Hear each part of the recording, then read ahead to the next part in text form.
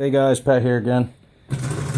Remember a few weeks ago I did a little, sorry I got everything pulled out, little review on my sandblasting cabinet, and I briefly mentioned about how I have the Bucket Boss like shop vac thing as a dust collection system for it, and it works pretty good, and I've never really actually had a problem with it, other than sometimes if the bucket gets a little full, it'll start over passing through and you'll still get a cloud of dust in your shop, which is really annoying. So did a little reading up on the internet, and some people are using like a water trap system,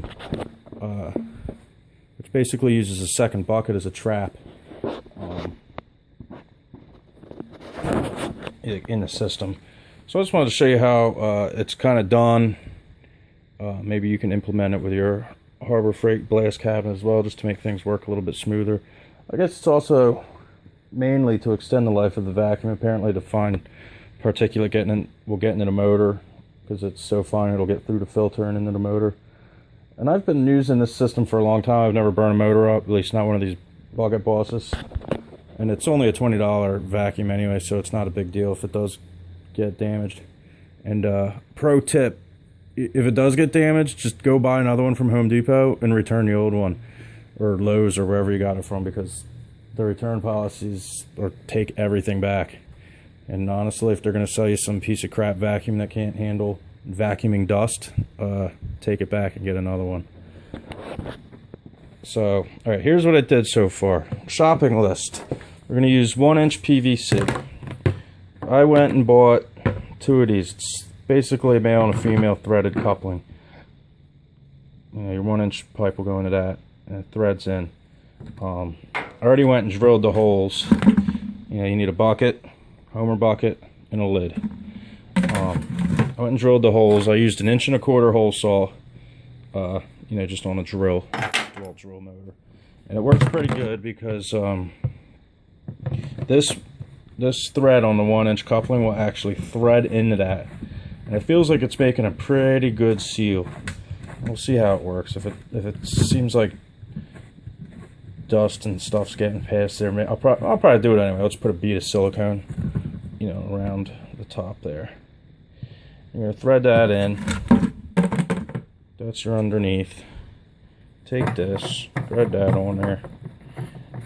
One of these, you know, is your feed and your return. Basically, you have to get another hose, another vacuum hose. You might happen to have one laying around.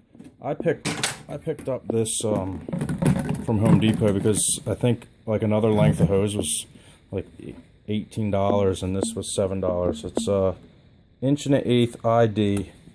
I think they call it bilge pump tubing. There it is. 6-foot bilge and pump discharge hose. You know, I guess, I don't know, for your boat, or maybe if your sump pump in your basement has a really small outlet, I don't know. But it seems like it'll work. We'll give it a shot. So, thread these together. I'm going to do that off camera, you know, with 2 channel locks. And that's a pipe thread in there, so it should seal onto itself. You don't normally need to use a glue on that. But the rest of these fittings, we'll use a PVC glue. I probably won't bother with the primer because, you know, it doesn't matter. But, alright, let me go do a couple things and then I'll be back. Alright, so here's where we're at. I went and cut up that PVC pipe. I had like a 2-foot piece of 1-inch PVC. I just used this bandsaw because that's what I had. Literally right next to where I'm working. So you can use like bandsaw, porta-band, a sawzall, a hacksaw, a butter knife, whatever the heck you have that you possibly think you could cut PVC pipe with. It's pretty easy to work with. So I cut that down and I did this. This piece is 10 inches, glued right into that coupling. Inside of here is a piece 2 inches long with this 90-degree elbow, all glued together. I don't think this elbow is probably really necessary, but you know, maybe it'll help diffuse a little bit when it's pulling the fresh air, or I don't know, whatever you want to call it. Air that has now had the dust separated from it out. Maybe it'll give it a different path.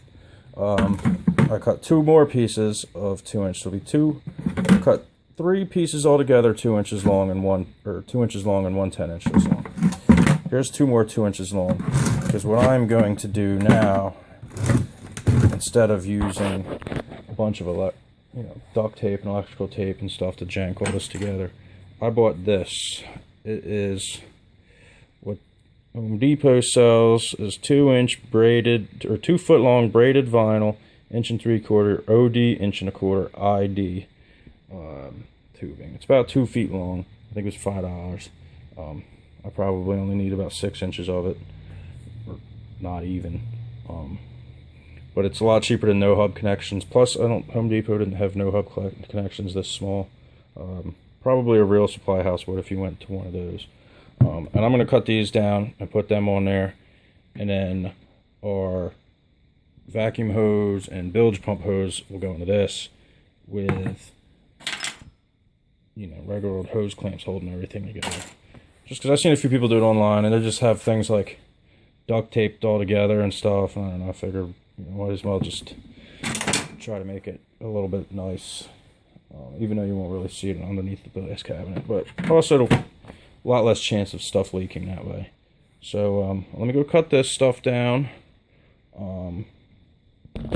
Here, in case you've never worked with PVC, here's the glue I use. Regular clear PVC cement. If you really care, you can get the whole little kit with the purple PVC primer.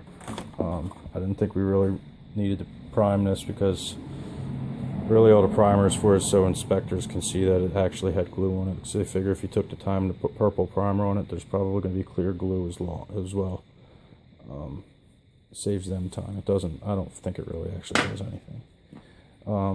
They do sell some PVC primer or glue that's got the primer built into it. It's like a blue color.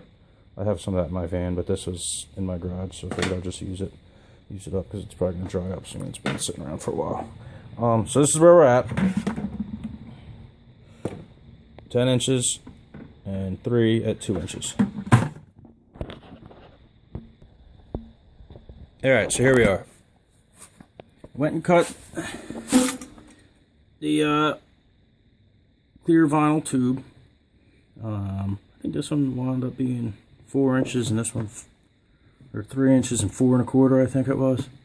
Basically, I slid the vacuum lines in as far as they would go, and then added 1 inch for that little PVC stub out that we left. This vacuum hose was a little looser than I liked, so I actually went and I put a little bit of our trusty PVC cement down inside and then around, like you're going to PVC a joint. Slid it in there, still a little loose, and then tightened this up as best I could. This, the vacuum hose actually slid in. It has a slight taper to it, and it fit pretty nice and tight up at the top, and the hose clamp tightens really nice. Do a little pro tip here. Don't use screwdrivers on these things. Like, look at the slots, they suck. They got a hex head on them for a reason, and that hex size is 5/16. Get yourself a nut driver, or even if you have one of those like 6-in-1 screwdrivers, if you pull the screwdriver part out of it, one end's 1/4 inch and one end is 5/16. So there's another little pro tip. Also, I wound up cutting this bilge pump. Is like every foot has like a flat spot, I guess, probably made for you to cut it, and it's real thin, so it cuts easy. Just to clean up some of the hose. And how it works is the white hose now goes back up to the back of your glass cabinet where the vacuum was originally hooked up. And the vacuum goes directly to this trap bucket.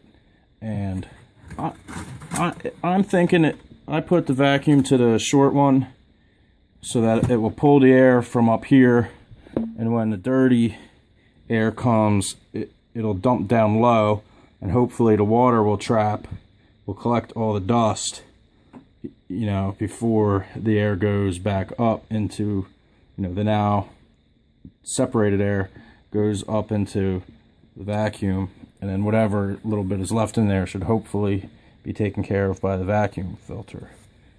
That's my theory. This is basically like ready to go. I'm gonna fill up. Oh, you know, I meant to show you two. The 10 inches of hose there, plus the coupler, equals about 12 inches, and the bucket is roughly 14 inches tall. So that leaves you about 2 inches of space for water in the bottom. So I'm gonna fill that up with 2 inches of water. That's where that 2-inch number came from, and seal this bucket down, and then give it a shot because I have some sandblasting to do for some powder coating I need to take care of, and hopefully it works out pretty good, and no more dust clouds in the garage once the filter gets completely jammed up, which happens fairly quickly because I've been sandblasting a lot lately for this project I got going on. But alright, so yeah, let me go take care of that, and then I'll do some sandblasting, and then I'll do a quick little follow-up, and we'll do it. Oh, also, I just used a razor blade to cut both the bilge pump and the clear vinyl. Clear vinyl is a little tough to do with it, but it cut real nice. I like to use these. It's hard to see in this light, but the I'm pretty sure it's Lennox makes these blades. Yeah, I can see the L on the blade. They got like a gold tip to them, you know. I think they're like nitride, carbide, some fancy crap coated blades. But they actually work freaking awesome. Like, I'll get like a year out of one blade, like just using it around my garage. And so I recommend it if you're like shopping for blades. Grab a pack of them. The extra couple of bucks is pretty worth it. All right, I'll be back in a minute. Alright, so we're back here. Did some tests. Glass beaded this pulley here, you know, for a while. Took a little bit of time to get the black coating off of there. And it already cracked this open. Look, I couldn't wait for the video, so but this opens, you know, whatever. I got a flashlight here. Let's look down in there. You can see it pulled, you know, a lot of stuff out of the air. I didn't look in the vacuum to see if that was bone empty or not, but you know, I'm sure it probably is. I think this is actually working pretty well for me. So it's not a bad little DIY mod to do, you know. Try to extend the life of your vacuum a little bit, and the air quality in your shop, because you really don't want to be breathing in that glass bead, you know, the silicon bronze or whatever. I don't know what the hell it is. Silica something or another. I don't know. Silica will probably give you everything. Will give you cancer anymore. There's my light. If you go back and you remember, I installed that LED strip light for like underneath of a cabinet. You know, you can see the white bilge pump hose stubbing in back there in the corner as well. And I'm running high. I got a lot of sand in there. I went and threw another 50-pound container from Tractor Supply in there. They seem to have the best price on media. I think it was like $25 for a 50-pound thing or something like that. A lot cheaper than Harbor Freight. And I'm actually not sure where else you would locally find that stuff. Maybe other people have more industry around their house that they might be able to find that kind of stuff. But here it is, you know, it's tucked away right under there. It's not a bad little freaking setup. And you know, it doesn't look like any dust, is like, because I didn't get around to silicone in that, because I didn't buy any silicone caulk when I was in the Home Depot earlier, and I don't think I have any around.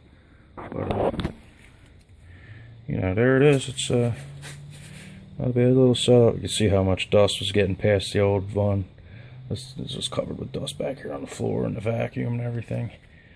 So let's see if this remedies it, and how long I get out of how much more longer out of the vacuum I get. All right, guys, take it easy.